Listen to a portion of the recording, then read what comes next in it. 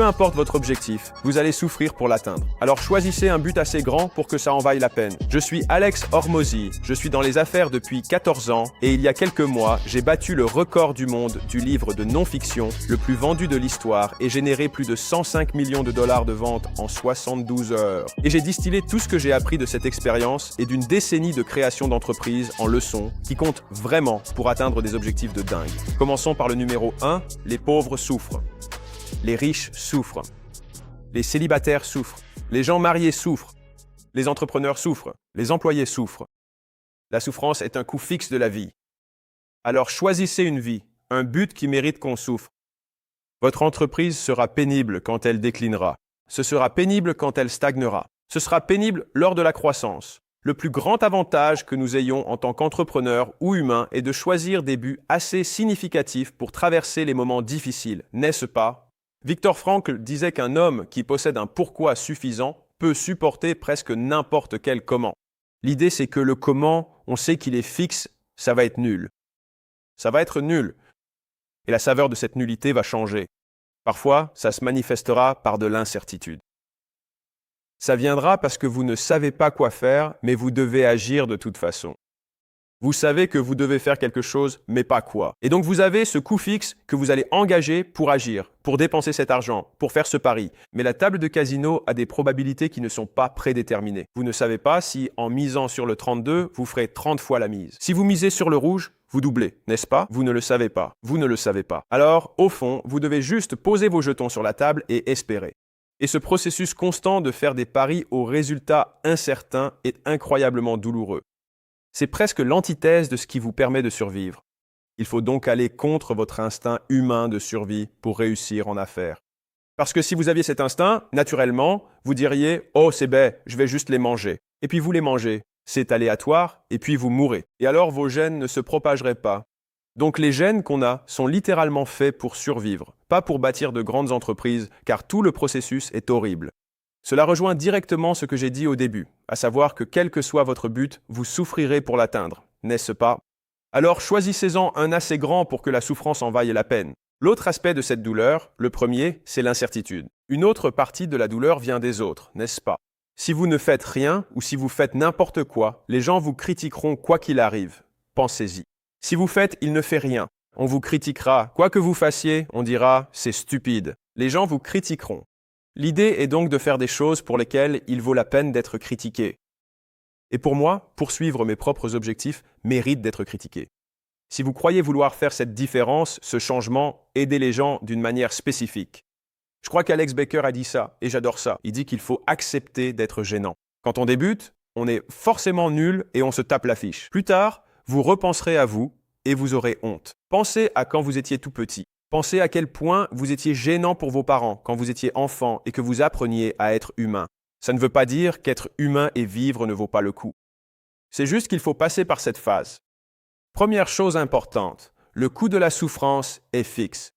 Ce qui est vraiment magnifique, c'est que nous cherchons un arbitrage entre notre propre souffrance et ce que nous parvenons à en retirer. Mais la beauté, c'est que notre souffrance est plutôt fixe. La vie est dure, mais on peut choisir ce qu'on retire de notre vie. Et je trouve ça vraiment génial. On choisit l'ampleur de nos propres objectifs. Et donc ce coût fixe, disons, par exemple. Si quelqu'un vous dit « peu importe vos économies, peu importe la somme, vos économies représentent beaucoup pour vous. C'est l'argent de toute une vie. » Si on vous dit « je prends toutes vos économies et vous avez une chose en échange », vous feriez en sorte que cette chose en vaille la peine, non? C'est la même idée. Votre coût, ce sera la souffrance. Ce sera l'incertitude. Ce seront les critiques. Ce seront les erreurs. Ce seront les échecs. Ce sera se sentir stupide. Ce sera avoir l'air ridicule. Ce sera avoir honte. C'est ça votre coût. Et le problème, c'est que la plupart des gens l'échangent contre un paquet de chips. Ils l'échangent contre Netflix. Ils l'échangent contre rester chez eux le week-end, pas vrai? Ils l'échangent contre une grasse matinée. Et c'est pour ça que c'est encore pire, parce que vous avez troqué vos économies. Vous avez troqué votre vie pour quelque chose qui n'en valait pas la peine. On ne peut pas contrôler le coût, mais on peut contrôler le gain. Et je pense que c'est là que réside la valeur. Ça m'amène à mon deuxième point. Vous pouvez battre la quasi-totalité des gens si vous parvenez à maîtriser parfaitement la honte du rejet, l'ennui profond de la répétition et la douleur des critiques. Vous pourriez absolument battre n'importe qui si vous acceptez d'échouer 20 fois de suite, d'avoir l'air totalement idiot devant vos proches et de persévérer malgré tout, bien après que ce soit devenu difficile. Laissez-moi détailler ça un instant. En 20 heures, la plupart des gens peuvent acquérir une base de compétences dans n'importe quel domaine. Et ça inclut les compétences pour gagner de l'argent. C'est fou. Vous voulez apprendre la vente? Vos 20 premières heures valent mieux que toutes les vidéos ou livres que vous avez lus. Vous obtenez plus de retours car vous pratiquez réellement. C'est ça le truc. Il faut des cycles de retour pour apprendre. Et apprendre, pour tout le monde, c'est même conditions, nouveaux comportements. Si vous regardez plus de vidéos, mais que vos conditions restent les mêmes et que votre comportement ne change pas, vous vous êtes diverti. Vous ne vous êtes pas instruit. L'apprentissage ne se manifeste que par un changement de comportement dans les mêmes conditions.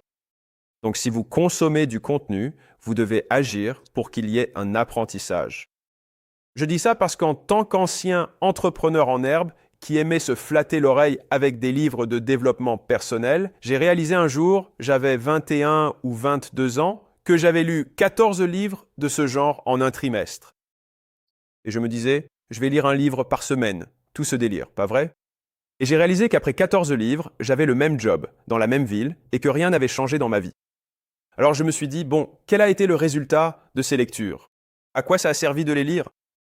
Et là, j'ai compris, oh, si je ne fais rien, rien ne va se passer. Alors, à ce moment-là, j'ai juré que pour le prochain livre que je lirai, j'appliquerai tout ce qu'il contient. Et tant que ce ne serait pas fait, je n'en lirai pas d'autres. Puis j'ai démissionné, j'ai traversé le pays, et là, beaucoup de choses ont changé, n'est-ce pas? Mais je dis ça parce que certains d'entre vous sont dans ce cas, mais ça s'applique à tous les niveaux. Vous pouvez changer tout votre destin dès que vous réalisez que ce que vous ferez après compte toujours plus que ce que vous avez fait avant. Donc, même si j'avais lu 14 livres d'affilée, ça ne veut pas dire qu'à mon 15e livre, ou votre 15e livre, ou votre 15e vidéo, ou 500e vidéo, ce que vous choisissez de faire après ne peut pas littéralement tout changer et surpasser tout ce qui a précédé. Et je pense que si ce n'est pas un message inspirant, je ne sais pas ce qu'il vous faut. Et donc, j'ai vu ce tweet l'autre jour de la part de Shimp. Alors Shimp, ça va? Peut-être que tu verras ça, mais voici ce qu'il ou elle a dit. Honnêtement, j'ai l'impression d'avoir gâché les 9 dernières années. J'avais 23 ans. Cette année, j'en ai eu 32. Pas de boulot, pas de femme, pas d'enfant. Pas de fortune familiale comme je me l'étais promis. En me disant que ça en vaudrait vraiment la peine. J'ai juste gâché ma vingtaine à courir après des chiffres imaginaires sur Internet. C'est quoi ce bordel? Alors j'ai lu ça et je crois que ça m'a frappé pendant que je scrollais sur X. Et le truc c'est que si vous demandez à des lycéens en terminale lesquels pensent qu'ils seront millionnaires, à 25 ans, il y en a plus de 50%. Et pour moi, cela démontre selon moi une énorme part d'illusion. La plupart des gens n'ont absolument aucune idée de ce que tout cela demande vraiment. Et exactement dans la même mesure, le fait que les gouvernements accordent des prêts de 100 000 ou 200 000 dollars à des gens qui n'ont jamais généré le moindre revenu de leur vie pour obtenir un diplôme qui n'a plus aucun débouché financier est incroyablement irresponsable et sans doute contraire à l'éthique. Parce que vous vous adressez à quelqu'un qui n'a quasiment aucune expérience de la vie. Quand je repense à cette dernière phrase, j'ai foiré ma vingtaine à courir après des chiffres imaginaires sur Internet. Je peux promettre à tous ceux qui écoutent que dans chaque domaine de l'activité humaine, il faut un volume de travail considérable pour acquérir une nouvelle compétence. Ce volume de travail varie selon les personnes. Certains apprennent vite, d'autres lentement, mais tout le monde finit par apprendre. Donc, si vous partez du principe que vous finirez par apprendre, peu importe votre génétique ou votre éducation, ce qui est la position que je préfère, parce qu'elle dépend de vous, alors vous devez juste fournir un tel volume de travail qu'il serait impensable que vous échouiez. Alors je vois ça et c'est genre, j'ai foiré ma vingtaine à courir après des chiffres imaginaires. Pour moi, j'entends ça et je me dis, genre, tu n'as pas de femme. Combien de rencarts as-tu fait? En as-tu fait 10? En as-tu fait 100? En as-tu fait 500? Tu te dis peut-être, je n'ai même pas de rencard. D'accord, mais combien de filles as-tu invitées? 1, 5 ou 10 par jour? En fait, je ne sors même pas de chez moi. D'accord. Combien de fois sortais-tu de chez toi par jour? Pas vrai? Genre, toutes ces choses peuvent être résolues par le volume. C'est juste que les gens sous-estiment radicalement le nombre immense de répétitions qu'il faut vraiment pour devenir bon. Ils ont vu ma présentation au lancement du livre et ils se sont dit en fait, Alex est vraiment tellement naturel. Genre, si j'ai posté certaines de mes premières vidéos, je n'ai pas l'air naturel. Genre, ça ne sonne pas bien. Je n'ai pas l'air cool. Je n'ai pratiquement aucun accomplissement à mon actif. Enfin, à ce moment-là. Et donc, une chose que je dirais pour avoir un certain niveau de confiance, c'est ceci. Extrapolez votre succès passé, quel qu'il soit, vers votre prochain succès. Alors, qu'est-ce que ça veut dire? Genre, si vous étiez bon dans une matière à l'école, alors c'est comme, d'accord, si j'étais bon dans cette matière, alors je peux être bon dans toutes les matières. Une fois bon partout, on se dit qu'en ayant réussi ce cours, on peut réussir tous les autres. Une fois diplômé, vous vous dites que si vous avez réussi vos études, vous pouvez aussi vous remettre en forme. Rien ne vous empêche d'appliquer cette discipline ailleurs. Soudain, vous réalisez, je ne suis pas riche, mais je suis en forme et j'ai réussi à l'école. Je peux donc appliquer cette éthique de travail et cette habitude d'étudier et de travailler dur dans d'autres domaines de ma vie. Que je serai capable de comprendre ce nouveau rôle ou ce système d'IA et que je pense pouvoir l'appliquer à ceci. Et donc, fondamentalement, ce qui sépare les humains des autres animaux, c'est la capacité d'appliquer la propriété transitive. Si A égale B et B égale C, alors A égale C. Cette transition est ce qui sépare les humains de tout le reste sur Terre. Juste être capable de dire « Oh », alors A égale C, si A égale B et B égale C. Et donc l'idée est que nous avons des compétences généralisables. Vous pouvez apprendre à travailler dur pour n'importe quoi. Et presque tout le monde ici a travaillé dur pour quelque chose. C'était peut-être les jeux vidéo, c'était peut-être un cours particulier, une année particulière pour un professeur particulier. Mais vous avez fait quelque chose. Et l'idée est de prendre ce quelque chose et de dire « parce que je l'ai fait cette fois-là, je peux le refaire ».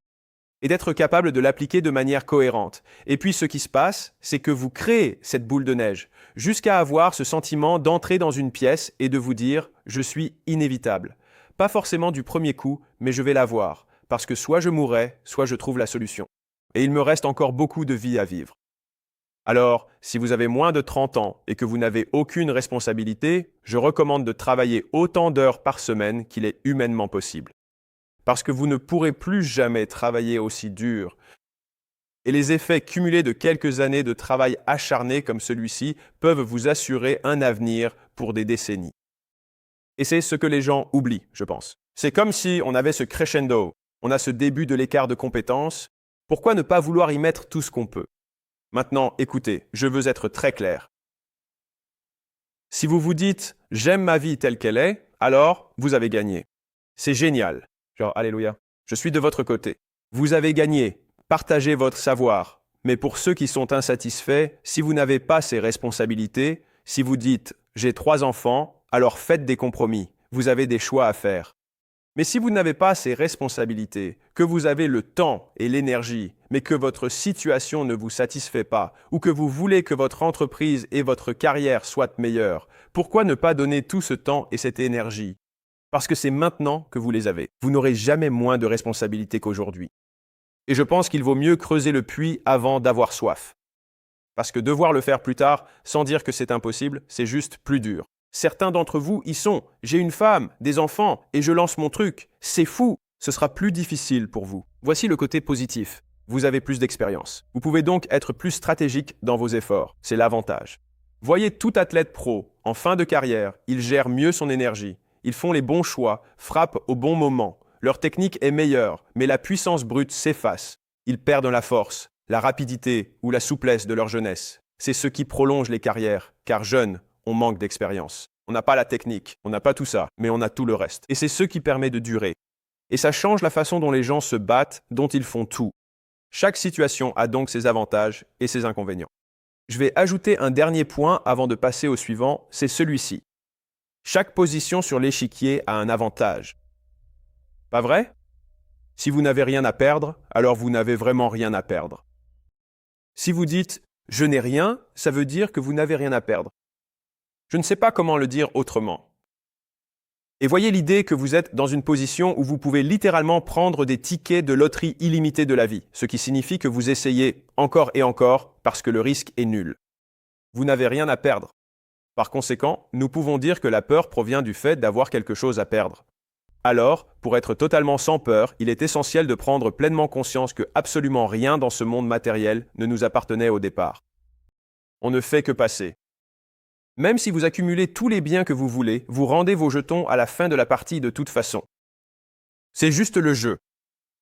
Vous n'avez pas de jetons, mais la différence entre le poker et la vraie vie, c'est que vos jetons se renouvellent chaque jour avec les minutes de temps dont vous disposez. Vous pourriez manquer de jetons, mais il vous reste du temps. Maintenant, si vous n'avez plus de jetons dans la vraie vie, plus de pièces, n'est-ce pas? C'est fini. Mais jusqu'à ce jour, vous pouvez jouer chaque jour. Et je pense que quand on a un risque limité et un potentiel illimité, c'est la recette du succès. Ce qui m'amène au point suivant, à savoir que l'entrepreneuriat est l'un des meilleurs vecteurs de développement personnel car il vous force à affronter chaque faiblesse que vous avez évitée. Le marché, vos clients, vos concurrents ne vous laisseront pas vous cacher. Et 10 fois sur 10, la personne qui limite l'entreprise, qui limite votre croissance, c'est vous. C'est vrai, non? Comme l'entrepreneuriat. La raison pour laquelle je suis si fan de ça et pourquoi j'en parle autant, pour les gens qui sont, vous savez, dans le coup ou non, ma croissance en tant qu'entrepreneur n'a plus rien à voir avec avant. Et c'est parce que vos amis et votre famille veulent toujours vous ménager. Ils ne veulent pas que vous vous sentiez mal. Le marché s'en fiche. Et si vous voulez la vérité, le marché vous la donnera. Et tant que vous restez humble et écoutez le marché, il vous dira où vous êtes mauvais. Si mon contenu ne plaisait à personne, je devrais changer, non? Je devrais changer de méthode. Et si vous vendez des produits que personne n'achète, vous devez changer d'approche. Si quand vous êtes face à quelqu'un, personne n'achète, changez de discours. Mais si vous faites ça devant votre mère, elle dira « Beau travail, Timmy, c'était vraiment bien. Vraiment bien. Beau travail. » Donc ça vous flatte. Ce n'est pas réel. Et donc je pense qu'avec le temps, les gens finissent par s'optimiser vers le réel, la réalité, la vérité. Et je pense que l'entrepreneuriat est l'un des meilleurs moyens pour ça. L'un des problèmes suivants est que la plupart des gens pensent que le plus dur est de commencer, mais le plus dur est de continuer le travail. Quand l'excitation retombe et que le labeur, les répétitions, le volume sans variété semblent sans espoir. Votre incapacité à travailler sans récompense sur une longue période nuira à votre potentiel bien plus que votre manque de talent. C'est vrai. Car la personne la plus redoutable au monde est celle qui continue de se présenter chaque jour même quand les récompenses ne sont pas garanties. Votre potentiel est déterminé par la quantité d'incertitudes que vous pouvez tolérer et pendant combien de temps. C'est ce que les gens oublient. Si vous voulez être redoutable dans n'importe quel domaine, votre potentiel dépend de l'incertitude que vous tolérez. Combien pouvez-vous supporter? Combien pouvez-vous encaisser? Et pendant combien de temps? Sam Altman d'OpenAI a dit ceci. Il a dit « Je pense que l'un des derniers avantages qui existent en termes de rendement supérieur sur l'effort est la vision à long terme. » Il a dit « Parce que si peu de gens sont prêts à le faire. » Pensez concrètement à 1 an, 5 ans, 10 ans. La plupart ne peuvent pas, et je comprends qu'on ne peut pas avoir de vision si on a des factures à payer, si le loyer est dû. Je comprends ça. C'est pourquoi je préconise de sortir de l'ornière aussi vite que possible. Faites tout ce qu'il faut pour mettre votre propre masque à oxygène. Cumulez 3 emplois, d'accord? Faites votre truc principal. Lancez votre activité annexe, ok? Faites tout ce qu'il faut pour vous en sortir, pour sortir la tête de l'eau. À ce stade, des options s'ouvrent. Et l'un des aspects difficiles de la vie, en général, et quelqu'un a demandé une définition, je vais vous en donner une, c'est que si vous êtes triste, c'est parce que la tristesse vient d'un manque d'options perçues. C'est pour ça qu'on se sent si désespéré, parce qu'on ne sait pas quoi faire. Et généralement, vous ne savez pas quoi faire parce que vous avez des règles définies selon lesquelles vous avez arbitrairement choisi de vivre. Vous avez considéré des conséquences supportables comme étant insupportables. Je ne pourrai jamais dire ça à mes parents. Je ne pourrai jamais quitter mes amis. Je ne pourrai jamais quitter cette ville. Vous dites c'est jamais, c'est absolu, ce serait impossible pour moi. Mais bien sûr, ce n'est pas vrai. Ce que cela signifie vraiment, c'est que vous refusez de faire un compromis. Quand vous êtes triste ou que vous vous sentez mal dans votre situation actuelle, la question à se poser est quel compromis suis-je, consciemment ou non, refusant de faire? Parce qu'il y a toujours d'autres options. Je pense à Harvey de Switz, le grand avocat, il dit « Quelqu'un vous braque un pistolet sur la figure, que faites-vous » Il dit ça à son protégé, je crois qu'il s'appelle Mike. Et il répond « Je ne sais pas, on fait ce qu'ils nous disent de faire. » Il a dit « Non. » Il dit « Il y a 100 choses que tu peux faire. » Il dit « Tu peux saisir l'arme, tu peux crier, tu peux appeler à l'aide. » Il dit Il y a 100 choses que tu peux faire. Mais la tristesse vient du manque d'options perçues, pas du manque d'options, du manque d'options perçues. Le point essentiel ici est que vous pouvez créer des options pour vous-même en changeant les compromis que vous êtes prêt à faire, en acceptant de tolérer des choses que vous refusiez de tolérer auparavant.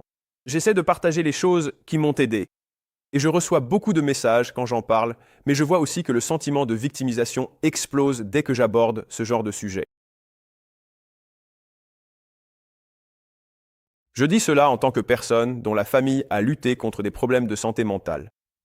Je comprends parfaitement cette lutte. Et je partage cela parce que c'est ce qui m'a aidé. Et quand je parle d'options, du manque d'options perçues, quand je suis triste, et ça m'arrive, et je pense qu'une partie est génétique. Je me demande, quel compromis est-ce que je refuse de faire? Quelles impossibilités est-ce que je prétends impossibles alors qu'elles ne le sont pas? Et quelle en est la conséquence? Parce que la peur n'existe que dans le flou, pas dans le précis. Alors, quand je veux m'engager sur une voie inconfortable, je commence à imaginer, mais non, à quoi cela ressemblerait-il vraiment? D'accord, disons que je ne pourrais jamais décevoir mes parents. Non, non, mais à quoi cela ressemblerait-il vraiment? J'irai là-bas, et je dirais que je m'en vais. Et ensuite, que se passerait-il? Ils me bloqueraient, et je devrais me battre pour sortir de la maison. Suis-je prêt à ça ou à mourir? Eh bien, je préfère rester en vie. Et donc, c'est ce que je vais faire. Et si je devais les combattre, je me battrais pour m'en sortir. D'accord. Mais en supposant qu'ils ne veuillent pas d'altercation physique avec moi, que se passerait-il?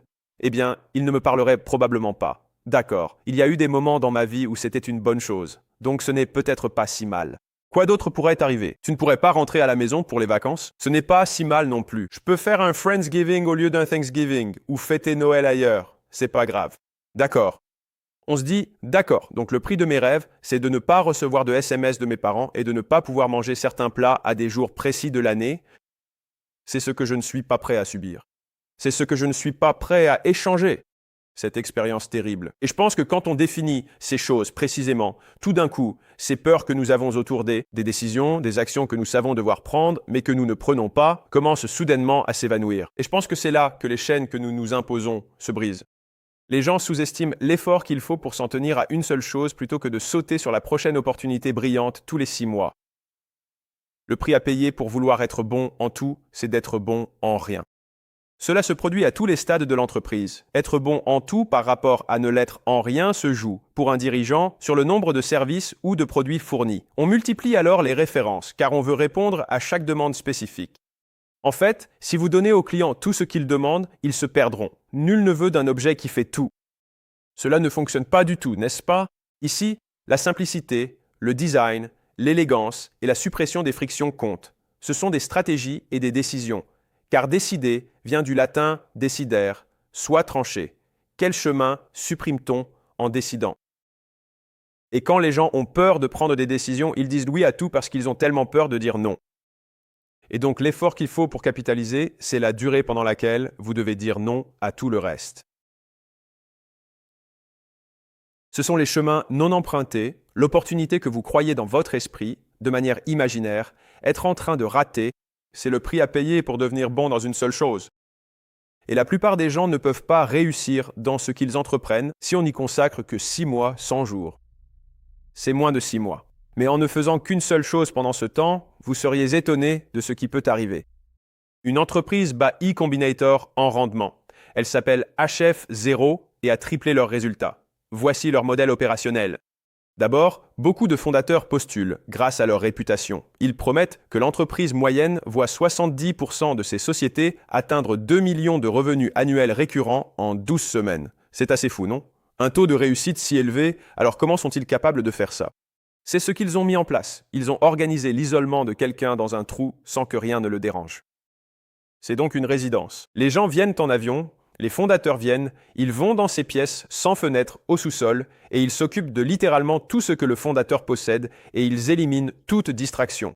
Et donc la seule chose qu'ils ont à affronter, c'est le travail qui les attend. Ils ont découvert que l'effet de garder le contexte de gros problèmes complexes en tête, sans avoir à changer de contexte pour un appel, une réunion ou parce que quelqu'un est méchant en ligne, où vous pouvez simplement Le fait de plonger et de naviguer dans ces problématiques complexes, avec les rendements cumulés de ce flux ininterrompu, c'est là qu'une valeur immense est créée. Et c'est impossible à faire si vous changez d'avis tous les 6 mois. On a de la chance en restant dans le jeu assez longtemps pour que la chance nous trouve. On ne peut pas battre quelqu'un qui a déjà décidé de faire tout ce qu'il faut, aussi longtemps qu'il le faudra. Et cette personne, si quelqu'un peut le faire, autant que ce soit vous. C'est du moins ma façon de voir les choses. Parce qu'il n'y a qu'une seule croyance nécessaire pour gagner, c'est de croire en votre capacité à trouver la solution. C'est tout. Commencez et vous trouverez le reste. Parce que parfois, vous devez être le seul à croire en vous.